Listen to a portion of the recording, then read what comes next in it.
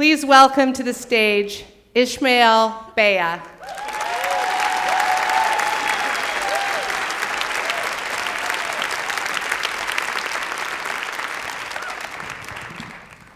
I came to New York City in 1998. I was 17. I entered the United States with just a passport in my hand because somehow the baggage that I had, tattered in ways unimaginable, that I checked in when I boarded the flight from Ivory Coast, didn't make it. I stood there at the luggage rack watching all these huge bags go by, and mine didn't come. And this bag had all my possessions at that point, which were 2 pants and 2 shirts, 1 long sleeve and 1 short. So I just started laughing. And I didn't even bother go to the lost baggage section to claim it. I just walked right out to meet my new mother, who was standing there with a beaming smile waiting for me. And I explained to her what had happened, and we laughed some more. We left and went into Manhattan. And that evening, we went to Kmart after we had had Chinese food and a fortune cookie that said, "You're about to have new clothes." And I thought to myself, that what a great omen. This is great. Fresh, new start to everything, you know. You see, I was coming from a country called Sierra Leone. At age 11, a war had started in my country. At 12, I had become an orphan because my mother, father, and 2 brothers had been killed in that war. At 13, I was fighting as a soldier in that same war. At 16, after 3 years of war, I'd been removed from that and had gone through a rehabilitation center where I began learning how to deal with the memories of the war. So, before standing at JFK in June of 1998, to begin having a new home again, to have a mother who was willing to take me into her life, when most people at the time were afraid of somebody like me coming from this experience, to start living again, a chance at living again, because all I had come to know since I was 11 was how to survive. I didn't know how to live. All I knew, really, to this point in my life was struggle. This pretty much defined how I expected things from life, and I didn't trust in happiness or any kind of normality at all. So here I was in New York, with my mother. We needed to take a start with that normality. But we had a lot of pressing things to deal with, and one of the most pressing ones was that I needed to get into school. You see, before I came here, the visa that had been given to me with calls from my mother to the American embassy, in ways that calling the ambassador and talking to them in ways that probably nobody ever talked to them about giving me the visa, which they gave me, which was a prospective student visa. This meant that when I arrived in the United States, I had 3 months to get into a school, and if I didn't, I would return to my war-torn country, Sierra Leone, at the time. Now, when I arrived, it was in the summer, so all schools were closed. But my mother got on the phone and called every school principal she could think of in Manhattan and tried to get them to grant me an interview. When I went to some of the interviews, I was immediately denied entrance to some of these schools because of the following conversation. "Do you have a report card to show that you had been in school?" I said, "No, but I know I have been in school."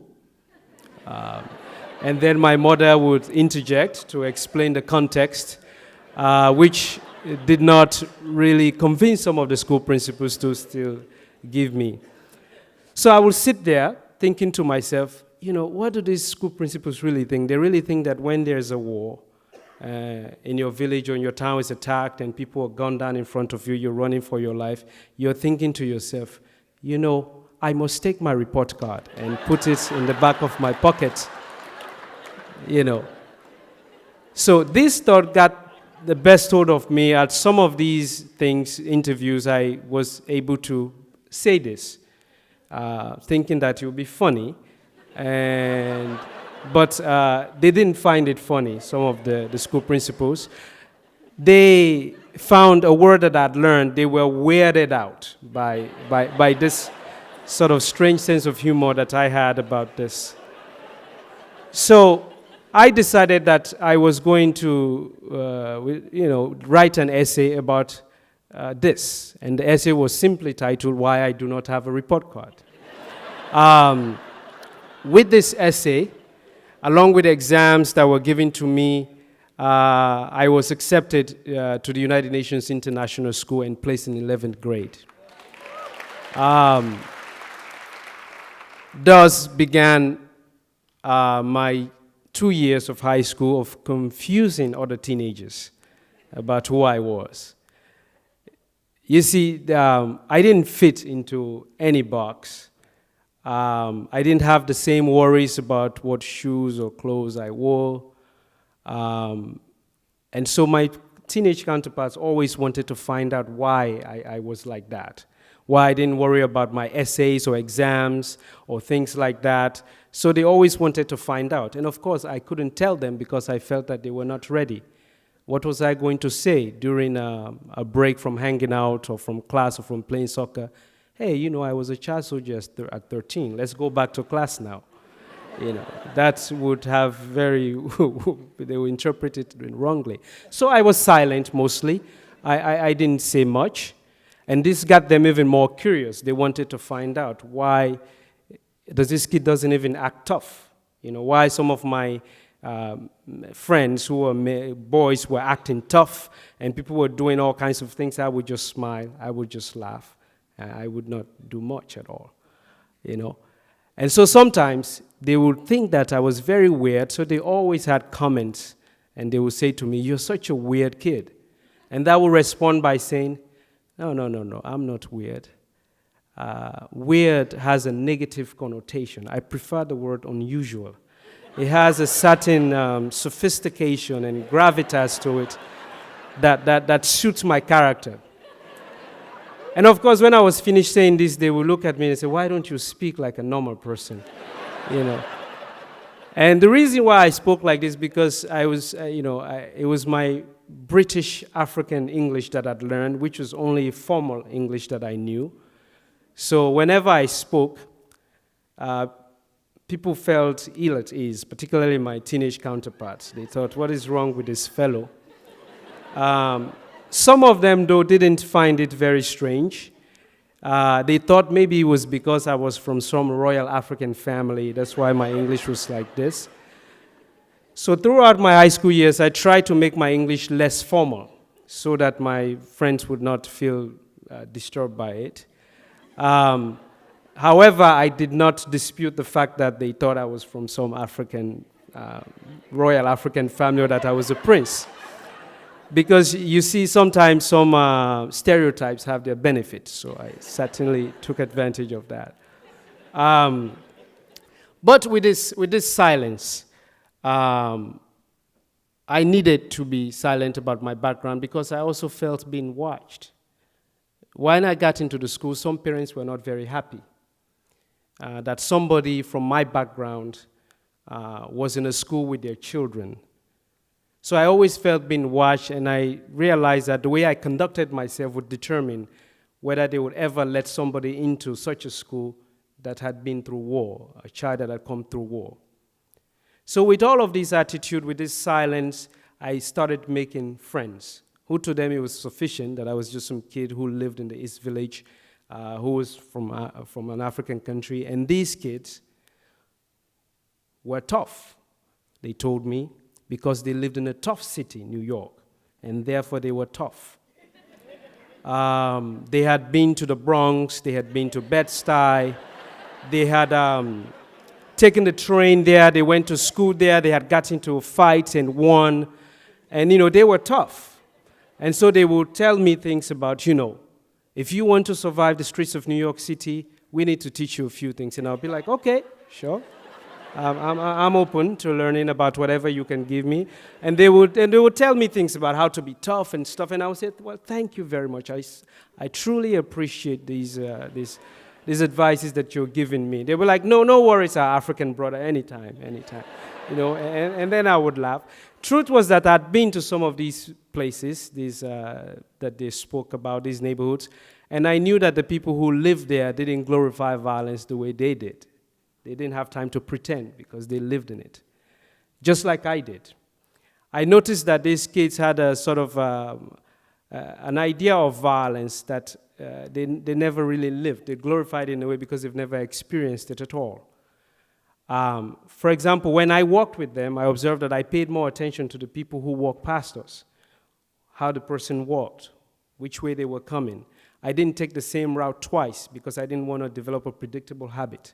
These are all things that came out of my experiences, but I noticed that they didn't do that at all. So I knew they were just saying these things to seem tough to me.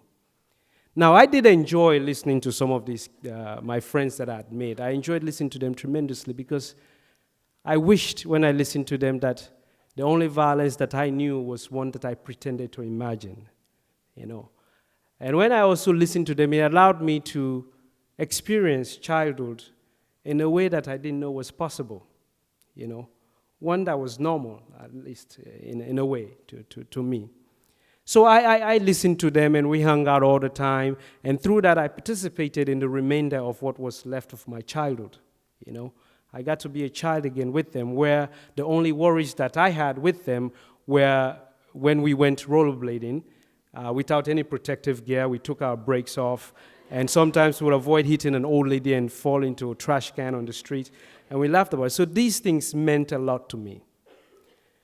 So after about a year of being friends with some of these boys, one of them decided to invite a group of us, about 10 of us, to upstate New York. His family had a property up there, and he said we were going there for one weekend to play paintball game. And I said, well, what is that? And he says, oh, man, you've never played paintball. You're going to love it. It's a great game. The fellows and I, we always play it. And don't worry, we'll protect you. Make sure it's fine. We'll explain to you. So he explained to me, you use these balls of paint and you shoot at people. And he explained the basics of the game to me. And I said, okay, that sounds interesting. It's something that if these guys could do it who only pretend about violence, it must not be that difficult, But of course, I didn't say this. I just thought these things. So I went with them one weekend upstate to a humongous property that had trees, sheds here and there, rivers that ran into a bigger river, and this beautiful open place. But as soon as we arrived, I began to memorize the terrain immediately. And this was from habit. I knew how many paces it took to the house, how many paces it took to the first tree, to the first bush, to this shed. I knew the spaces between the trees. So overnight, while everybody was sleeping, I tried to replay some of these things in my head to memorize the terrain. And this was coming out of habit because where I was coming from my previous life, this was life or death, this kind of skill set. It could determine whether you lived or died. In the morning at breakfast, they were pumped up. Everybody was saying, yeah, the game is going to be awesome today. And so after we finished breakfast, I was introduced to the game of paintball. They showed me the weapons, how you can shoot it. And I allowed them to teach me to shoot things. And they were very macho about it. I said nothing. I allowed them. They taught me this is how you shoot. You aim like this. I said, okay. I tried it a few times. I deliberately missed, and I did things like that, And then they showed me the camouflage, the gear, the combat gear and everything. And then they were ready, and we were ready. We prepared, and everybody was ready to go, and they were amped up, macho, and being like, yeah, we're going to go out, we're going to do this. And they decided we're going to play one-on-one. And then after, we would play team games. So they started painting their faces, like getting into this idea of war that they knew, that to me was pretend, And I declined putting the face paint on, and I wanted to give them a hint about my past, but I thought, you know what, I'm going to have fun with this anyway, So we went off into the bush, and one of them shouted, yeah, let the war begin. I'm going to bring pain to all of you. I'm going to show you how it's done.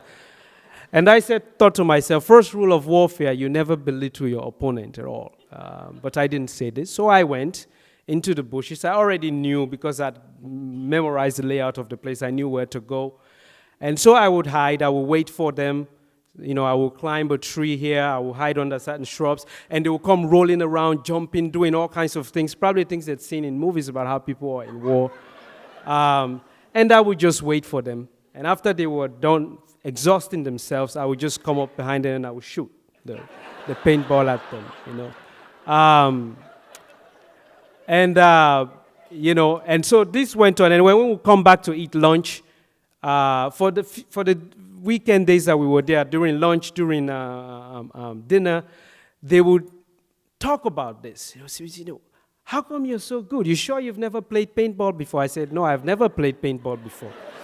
You know, I'm just a quick learner, and also you guys explained the game to me so well. So you guys are really great teachers. This is why I'm able to play so well.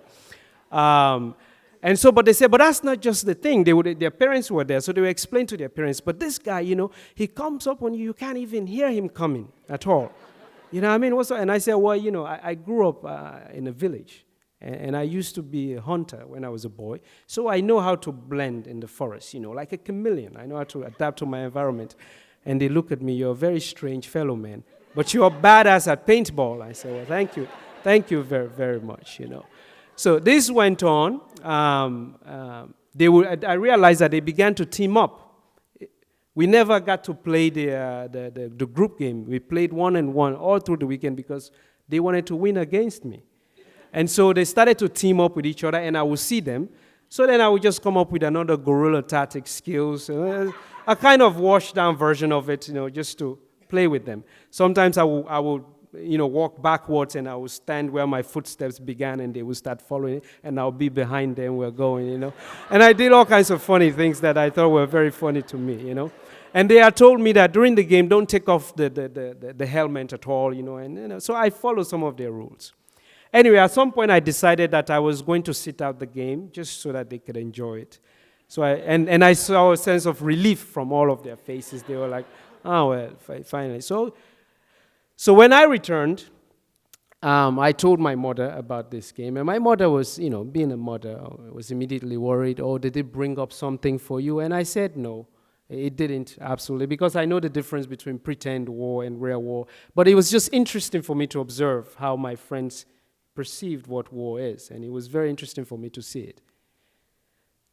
These boys of mine, these friends of mine, the next day in school, they talked about the game, the awesome weekend of paintball we had, but they never said how I'd won all the games. And I said nothing at all. They never invited me back to play paintball with them. And I didn't ask, I didn't try to. You know, I wanted to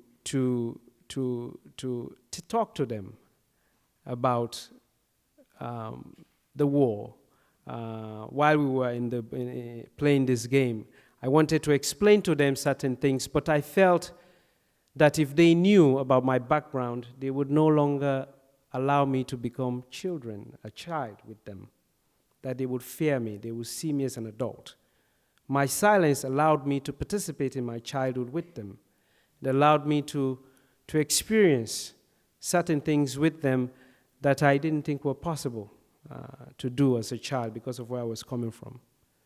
But I wish, though, that I had been able to tell them, because it was only years later that they learned why I had won the game. But I wish I had been able to tell them early on, because I wanted them to understand how lucky they were to have a mother, a father, grandparents, siblings, people who to them were unknowingly caring about them and calling them to make sure they were okay.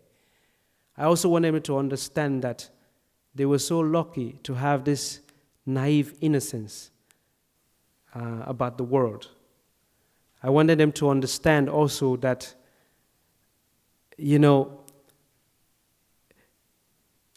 it was extremely lucky for them to only play pretend war and never have to do the real thing.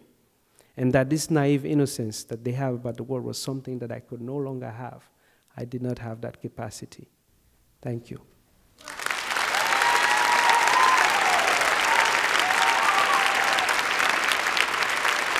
Thank you, Ishmael, for that beautiful story.